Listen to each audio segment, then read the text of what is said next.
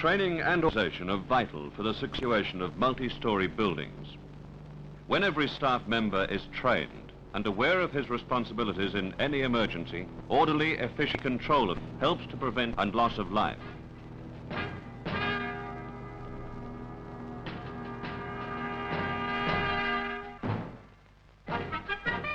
The Commissioner of the Queensland to realise the need for an emergency control organisation. He called branch heads of staff together to explain this need and directed that such an organisation be created within the department's building in Boundary Street, Brisbane.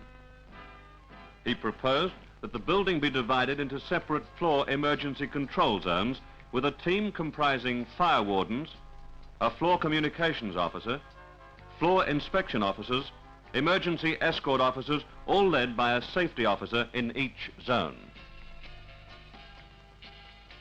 The Metropolitan Fire Brigade Chief Officer, Mr. Dowling, supported the Commissioner and stressed the need for cooperation between high-rise building safety teams and the brigade.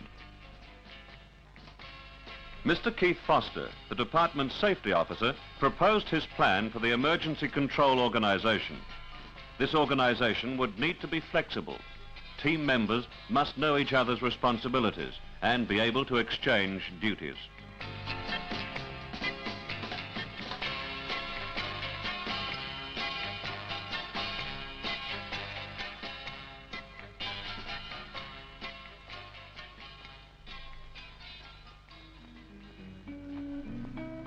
With a time limit of only 3 months in which to implement the plan, training got underway at once.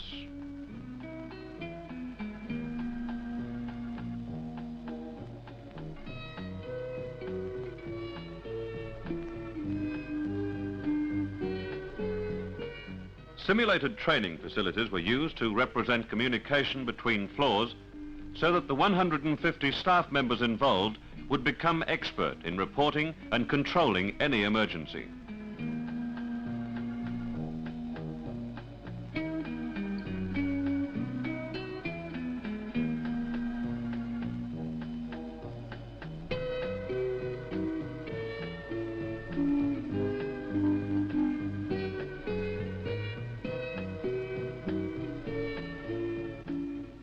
Emergency communication and audio alarm systems were installed throughout the building as training took shape.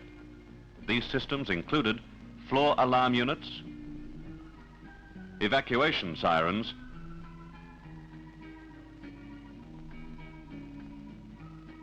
a master control unit, the nerve centre of operations. It was essential for team members to know the functions and purposes of fixed firefighting appliances which were part of the building design. Thermal alarm units and smoke detectors, which automatically alert the fire brigade, water hoses installed throughout the building, visual and sound alarms on the computer floor, where carbon dioxide gas is automatically ejected. Training on the contents, applications and limitations of fire extinguishers was necessary. Thursday, the 29th of October, was a normal working day until 11 a.m, when the months of training were put to the test.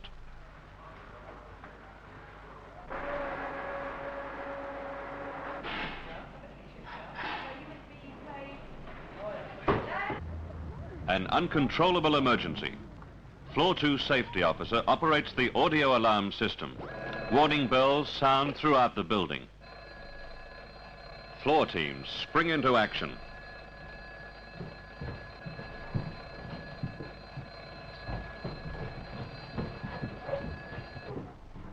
Controller, go ahead. Floor 2, uncontrollable Class A fire. Request evacuation. Members on each floor wait for instruction. Warning comes from the controller. This is a mass evacuation. This is a mass evacuation. Emergency floor 2. Mass evacuation sirens are switched on. Personnel move out as trained. No rush, no panic. The Commissioner is no exception. The controller takes over. Floor communications officer, clear the public. Fire reporting officer, alert the fire brigade, check a switch and wait. Sister, report to the clearing station. The fire brigade is alerted. It will alert other emergency services.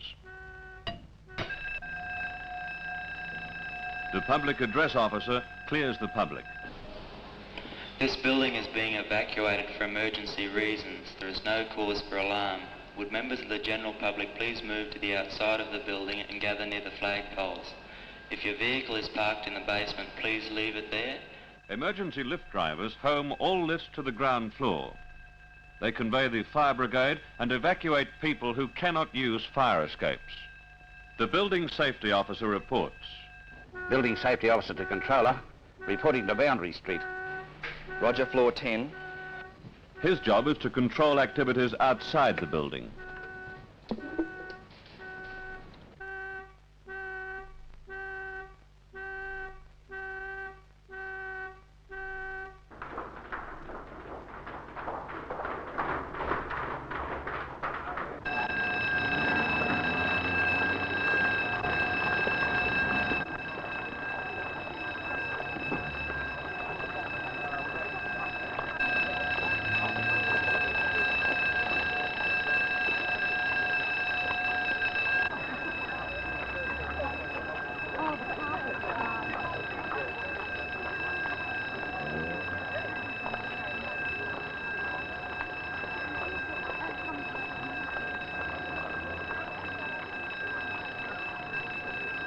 Police, stationed in the building, are alerted.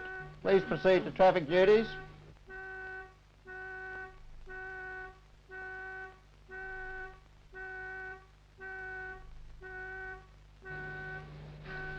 Floor B2 to controller. Please proceeding. Roger, B2. Roger, out. Floor B3 safety officer gives direction. Floor communications officer, emergency transport, proceed. Emergency transport, proceed.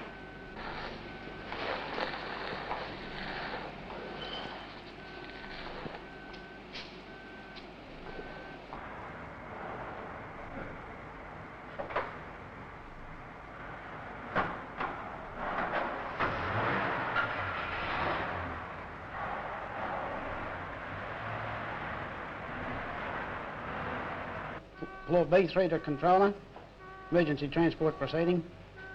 Roger, B3. Roger, out. Floor inspection officers search the area to ensure no one is left behind. Senior officers have been delegated to secure monies and valuables. The fire brigade arrives. It will be assisted by Floor 2 emergency team if needed.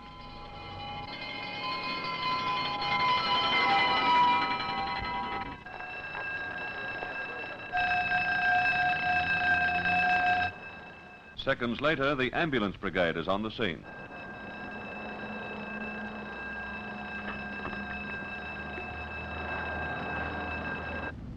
Traffic police take over.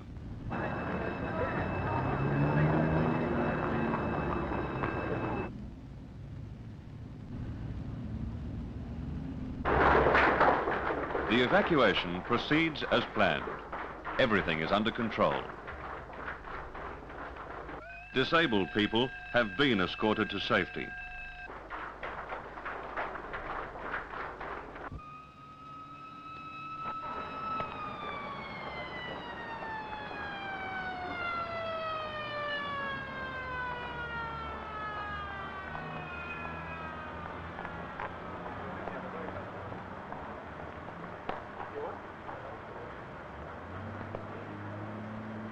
The controller remains at his post until all floor safety officers have reported and the building is clear.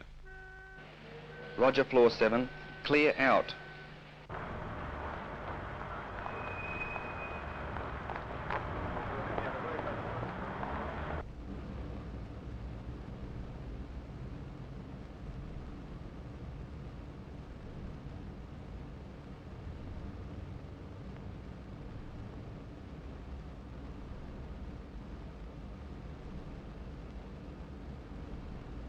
When evacuation is complete, the controller will leave the building.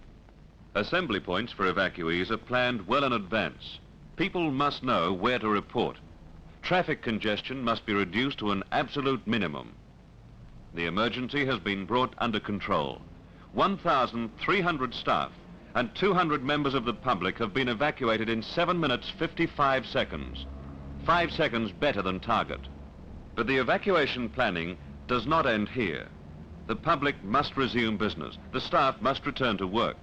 Ladies and gentlemen, the emergency is now under control. You may resume your business. We regret any inconvenience and thank you for your cooperation. Thank you. Members of the staff, the emergency is now under control. Please report back to your duties. The lifts will operate from ground floor, express to floors 5 and above. Thank you.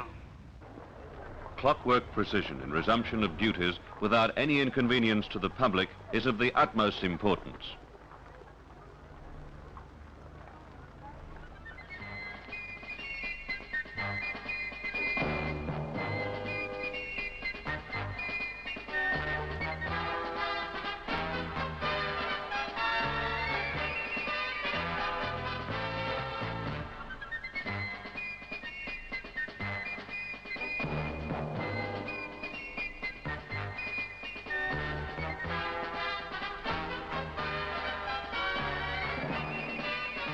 The time 11:12 and business as usual to the public. 12 minutes after the initial alarm. And 3 minutes later, the entire staff has resumed normal operations.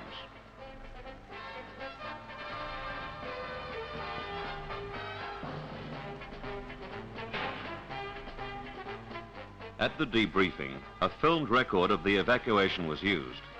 The Commissioner, after congratulating all concerned, said that this was the largest high-rise building evacuation ever staged in Queensland to date, and he could justifiably feel that the machinery now existed to cope with any emergency.